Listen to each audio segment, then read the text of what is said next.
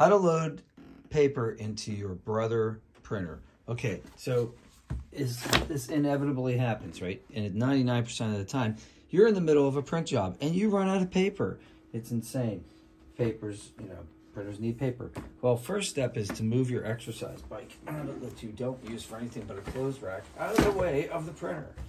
All right, that's step number one. So usually what will happen is you'll find this error message here. Let's see if I can get a result. No paper in T1, reload paper, or it'll come up on your computer. But anyway, there's only one tray. T1 is tray 1. There's only one tray on this printer, this Brother printer. And you saw the serial number there. It's HLL2390DW. So this is how you do it. So right under here, can you get down here and see this? There's a little, let me get the angle right. There you go. There's a little place where it looks like you could fit your hand. It's a little handle. Now this is all plastic, okay? And there's 2 releases here. So right here in the middle, this is like a stable part of the structure of the printer. Put your thumb there and then pull gently with your fingers. So just kind of like that. Nice little click, right? Because you don't want to break anything plastic. And you can see there's no paper in this printer, okay? So what we're gonna do is take your printer paper. Now here's a common error, okay? See this?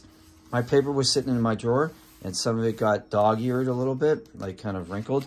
I highly recommend not using this piece of paper. I know that like you're sitting there saying, oh, well, you know, why shouldn't I use it?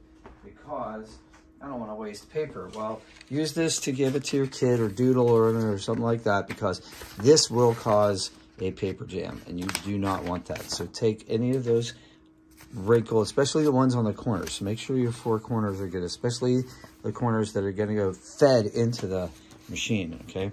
Highly, highly recommend. So see how this arrow is pointing down like this? That means that you want the paper to be flush with this edge right here, okay? So you see how I put that in there? Okay. A little spacer here in case you were going to put smaller paper in, but for 8.5 by 11 it should already be set here. If not, press this button and adjust the slider. See what I'm saying? So if you're doing like index cards, but we're doing 8.5 by 11, and that's the largest sheet that this little printer will take. So stick that in there. If you need legal size paper, you're out of luck with this printer. It doesn't happen, okay? Now close the drawer very gently. I use 2 hands because there's 2 sliders here. So if you do it from the middle, that's fine. You'll probably be fine. But if you use 2 hands like this, you get to this point where you're feeling some resistance, you can sort of feel it kind of wiggle into place, and then a nice gentle touch. You don't have to slam it shut.